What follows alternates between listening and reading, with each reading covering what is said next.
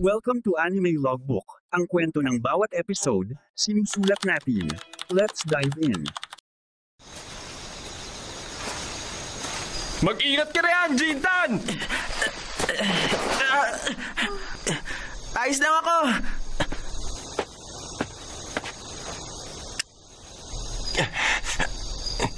Yukiyatsu.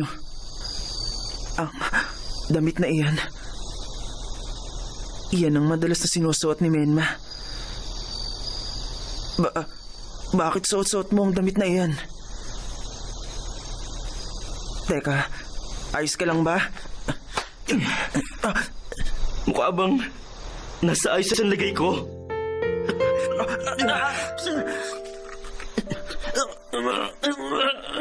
Sige nga, tignan mo kung ayos lang ako! Hoy! Ano ka ba, Yukiyatsu? Tingin ko, pabayaan natin sila. Pero... Ito na ang pagkakataon para pag-usapan nilang lahat. Dahil baka hindi na maulit ito. Tsuro ko.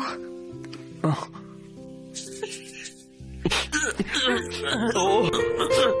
Kamukha ko si Menma, di ba? Di ba parang na rin akong siya? Di ba? Parang ako na rin si Menma, di ba? Hindi mo ba nakikita? Kasalanan ko ang lahat. Kasalanan ko bakit siya namatay. Kasalanan ko! Ano bang sinasabi mo, Yukiyatsu? Gaya ng sabi ko, kasalanan ko ang lahat! Kung hindi ko siya kinausap, hindi sana siya namatay. Kasalanan ko kung bakit siya namatay!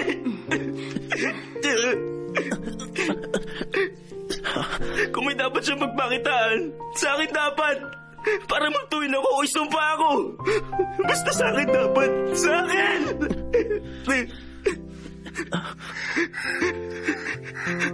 Pero, hindi man na siya nagpakita. Hindi sa akin. Hindi sa akin. Yukiyatsu. Tanggap ko na matagal na niya tayo kiniwan. Wala na! Wala na si Belma!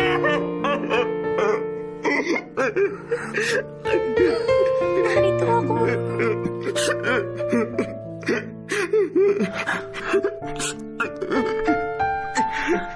Sabi niya, nariyan lang siya sa tabi mo.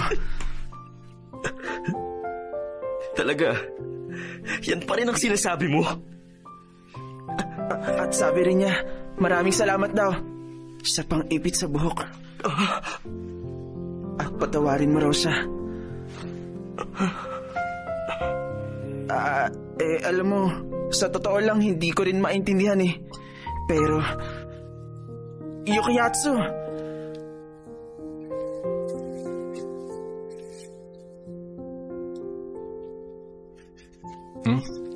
Masaya ka na? Teka, hoy! Hayaan na lang ba natin siya? Ang kate. O paano? Aalis na ako. Alam mo ba ang tungkol dito? Ha, tsuro ko? Pwede mo ngang sabihin, may alam ako. May ilang beses niya akong pinakiusapang samahan siya tuwing pagkatapos ng klase. Ang lagi niyang dahilan, bibili siya ng regalo para sa girlfriend niyang. Wala naman talaga. Puro damit pambabae. Isang mahabang puting damit na may laso sa dibdib. kailangan ba talaga natin gawin ito? Siguro, para mailabas na ang lahat ng sama ng loob.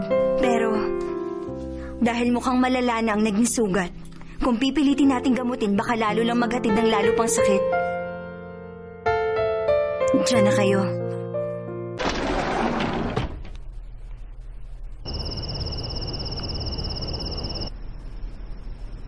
Maraming salamat sa pang-ipit sa buhok at patawad.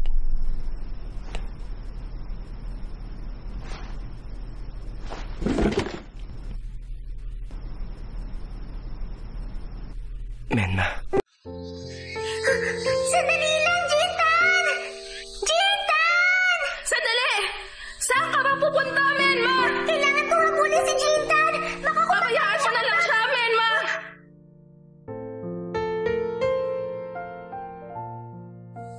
Alam mo, hindi totoong pangit ka.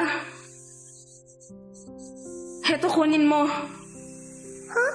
Naisip kong bagay sa'yo to. Menma! At gusto kong malaman mo may gusto ako sa'yo.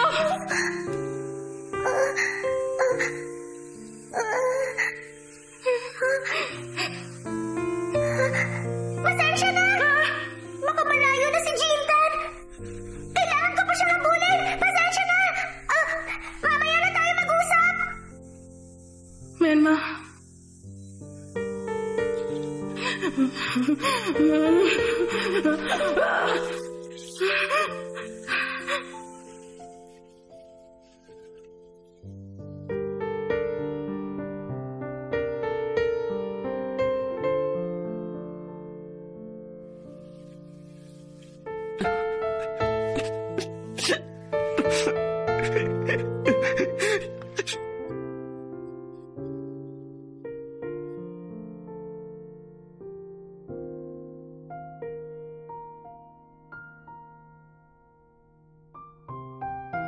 Parang hindi yata bagay dahil sa suot kong salamin.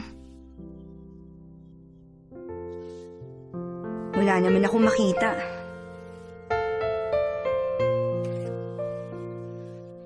Oy, ikaw pala, men.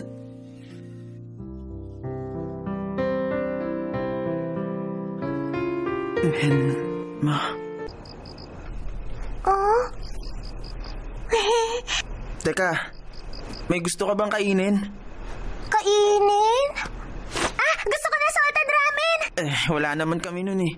Saka ang hirap kaya hanapin nun kahit saan. Paano kaya yan? Teka, mag-iisip ako. Pwede naman akong bumili na lang eh. Hindi, wag na! Kung ano na lang ang nariyan, pwede na sa akin. Jintan? Namatay si Menma. Pero ngayon narito siya.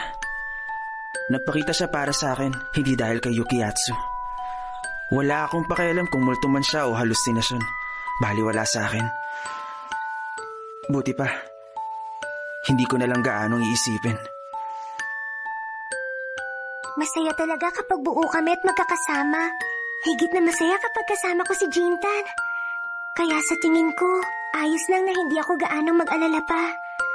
Basta nariyan lang siya. Bakit narito siya? Bakit narito si Menma? Masyado kang sikat. Kainis.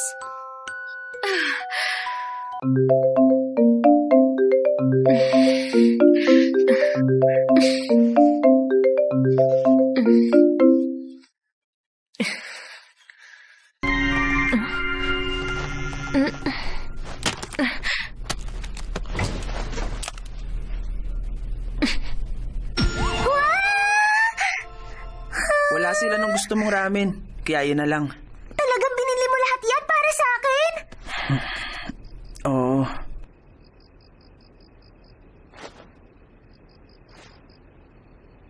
Kaya mabuti pa, maupo ka na at simulan mo na yan. May gusto sana akong sabihin sa'yo. Tungkol naman saan? Oo nga pala, baka matunaw na yung popsicle. Kailangan natin Pwede kainin mo yan. naman tuparin ang kahilingan ko. Nag-uumpisa ka na naman eh. Ginagawa ko naman ang lahat na makakaya ko eh. Kaya lang, para kasing... Ano? Isa pa, hindi ako kasing sigasig ni Yukiatsu tungkol sa ilang bagay. Pero, sa sarili kong pamamaraan... Alam mo, napakarami ko nang iniisip. Wala na rin akong panahon para alagaan ka. Jintan? Narito na ako, Jintan! Grabe, nakakapagod ang... Uy, ano to May darating ba tayong bisita? Bakit ang dami nito? Saka may popsicle pa talaga Ayos! Pwede sa akin to? Teka, mukhang natunaw na eh. Ano bang problema sa akin? Ano ba talaga ang ibig kong sabihin? Ano ba nangyayari sa akin? Kain, internet, tulog, laro ng games, tulog uli, tapos kain. Paulit-ulit na lang. Pero wala pa rin.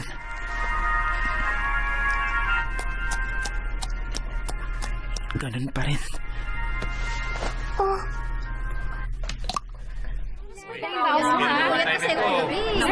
Kung ganon, magte-try Sasakay na lang ako pa uwi sa amin.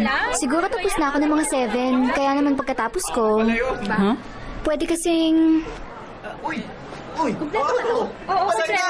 Alam mo, natutuwa ako na sa wakas sasama ka na, Naruko. Umaasa talaga ako na naroon ka kapag sinimulan ko na ang pagpaplano. Kaya naman nag-alala ako nang sabihin mo hindi ka makakarating. Oo nga, muntik na tuloy sumama ang loob sa'yo ni Ryu. Ano naman ang kinalaman ni Ryu dito? Sasama ka? Alam niyo, sa totoo lang, bakit pa parang hirap na siyang makisama sa atin itong mga huling araw, no?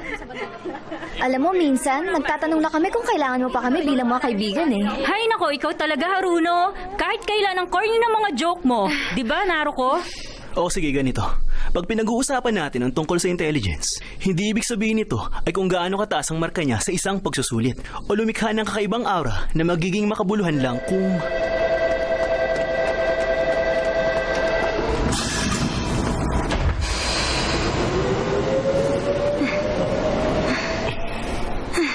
Malas. Ilang minuto pa bago dumating yung kasunod.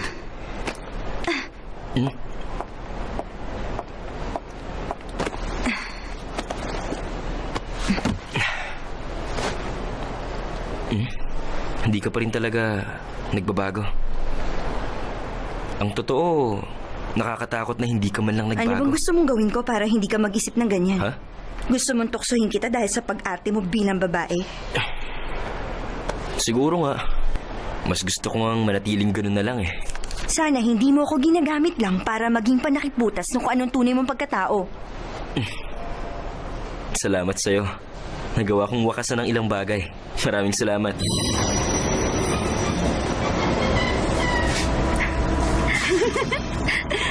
Pagkatapos nag-text siya at sinabi niyang mahal niya raw ako. Huh? Ano-ano nang sinabi sa akin? Ay, totoo ba yan? Oo, halos hindi nga ako makapaniwala Sumakay siya ng tren at bumiyahe Iba na siya yan, makarating sa syudad. Sinabi mo pa. At dala ang isang malaking paper bag. Costume yata yun. Alam mo ang tungkol doon, di ba? Huh? May ilang bagay na mahirap harapin maliban na lang kung magpapalit ka ng costume. Ganun lang.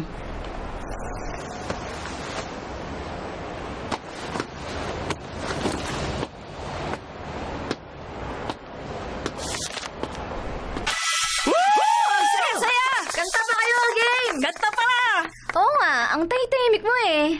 O sige na, Ryu. Isunod mo na yung gusto mong kanta. Kakantahin ko pa. Masyadong pang-akit naman ang pagsasabi mo, Luna. Ay nako, wala akong pakialam. Basta bilisan mo lang, Ryu. Sige na, lagay mo na yung kanta mo. Sige na! Ano na, Para kasi nakapili ka na ba? hindi ka nag-i-enjoy. Hindi pa, ikaw muna. Pinili ka na, di ba pipili rin si Ryu? Natapon na yun, oh. Painumin pa dito. Sandali! Baka lumabas lang kami ni Naruko. Teka, sandali. Masama kasi ang pakiramdam niya. At ako naman, kailangan kong gumising ng maaga bukas. May mahalaga rin kasi akong panonoorin. Di ba pwede panoorin niya sa ibang araw? Hindi pwede. Nakakainis naman kayong Kwentuhan dalawa. mo na lang kami ng anumang mangyayari ha, Naruko. O paano? Tayo na. Sige. Hotel? Sandali. Ito ba talaga ang tamang daan? Ha? Kasi, ang akala ko, ihahatid mo lang ako sa may sakayan ng tren. Ano ka ba naman? Hindi tayo nagpaalam sa kanila para umuwi lang. Medyo nalasing ako eh. Kaya gusto ko magpahinga sandali. Ano, pwede ba? Halika na. Naku, hindi. Masama kasi yung pakiramdam ko eh. E di mas kailangan mong magpahinga, di ba? Ibang pahinga naman ang nasa isip mo eh. Manood na lang tayo ng sine. Pwede namang bukas na lang tayo manood. Teka, ba't hindi na lang ikaw ang pumasok dyan mag-isa? Sayang naman ang suot mo ngayon, di ba? O di ba? Nakaitim ka ngayon. Anong? Bitiwan mo ako! Hindi ako sasama sa'yo sa loob na yan! Ano ka ba? Ayaw ko sabi eh! Sumama ka na kasi. Dito na tayo eh. Pero sayang naman to. Sige na. Uy, ikaw ba yan, Anjo? Ha? Magkikita kami ngayon ni Churo ko. Baka lang gusto mong sumama. Sino ba yung istorbong yan? Mga pari koy, nakita ko na si Anjo. Narito siya. Ay, nako. Makaalis na nga rito.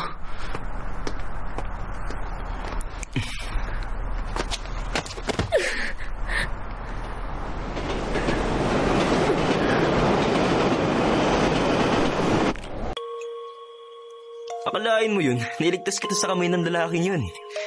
Yun na yata yung natatanging kabayanihang nagawa ko sa buong buhay ko eh. Kabayanihan na ang tawag mo dun? Hindi ka naman nakipagsuntukan o anuman. Guwapo lang ako at patalino. Kulang ako sa lakas para makipagsuntukan. Ang kapal.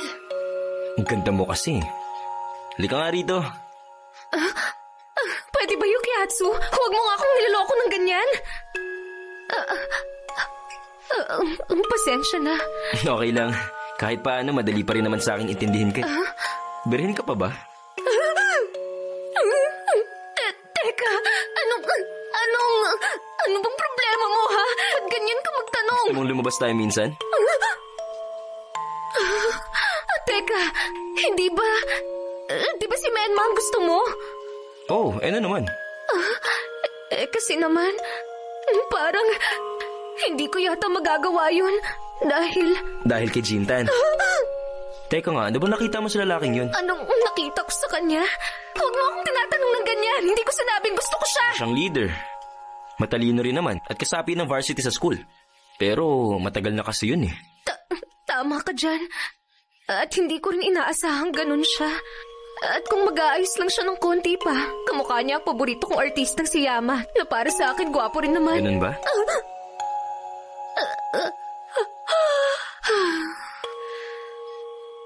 Hindi ko rin alam kung gusto ko siya. Hindi ko rin siya maalis sa isipan ko. Kahit sandali. Iniisip mo siya?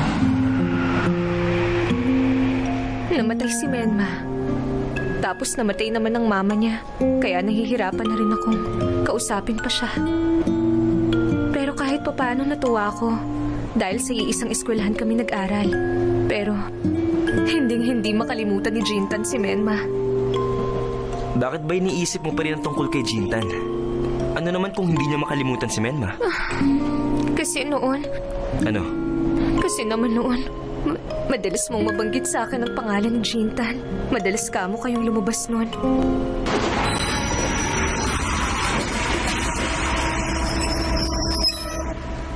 Pararaanin na po muna natin ang isang express train.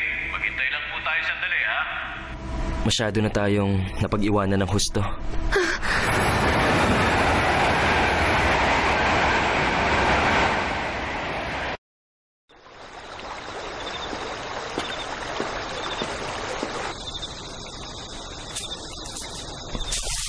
Oh, ayan. Ayos. Ding-dong. Ding-dong. Ding-dong! Ang sarap nito!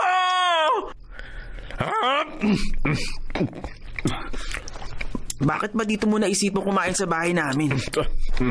May dala naman akong pasalubong kanila! Ang sarap talaga ng tempura!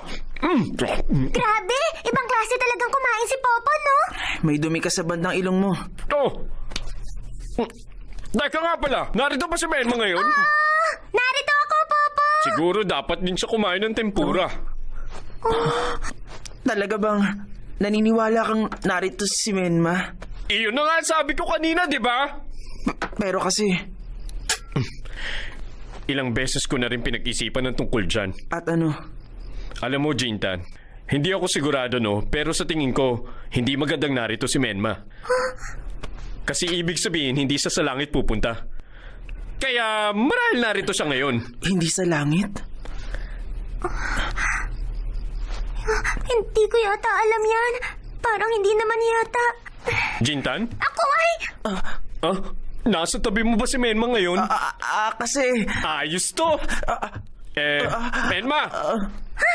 Ano kaya kung magparamdam ka kahit konti? Alam ko namang kayang-kaya mong gawin yun eh. May gusto kang mangyari, no? Pwede mo akong pagkatiwalaan, Menma. Para matulungan din kita.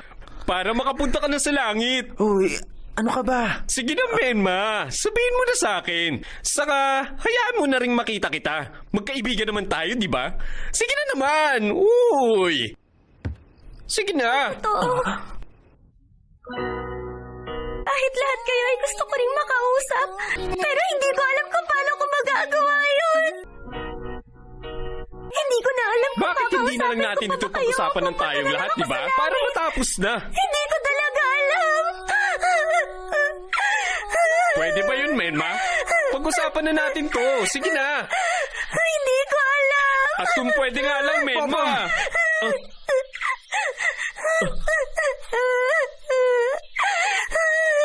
Baka pwedeng tumigil ka na. Huh? Usap ako. Tigilan mo na yan.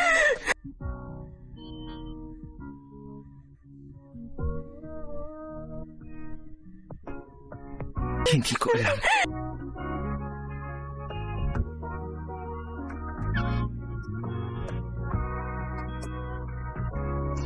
Hindi ko maintindihan.